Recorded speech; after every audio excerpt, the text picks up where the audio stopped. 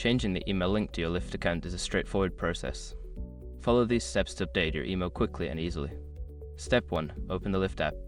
Launch the Lyft app on your smartphone. Make sure you are logged into your account to access your profile settings. Step 2. Access your profile. Tap on your profile picture or the menu icon in the top left corner of the screen. This will take you to your account settings where you can manage your information. Step 3. Select account settings. In the menu, look for the option labeled Account Settings or Settings. Tap on it to view your account details, including your current email address. Step 4. Update your email address. Find the section for your email address and tap on it. Enter your new email address and confirm it if prompted. Make sure to double check for any typos.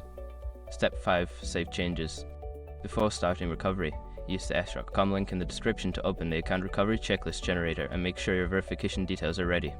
Now you have successfully changed the email link to your Lyft account. If you encounter any issues, consider reaching out to Lyft support for assistance.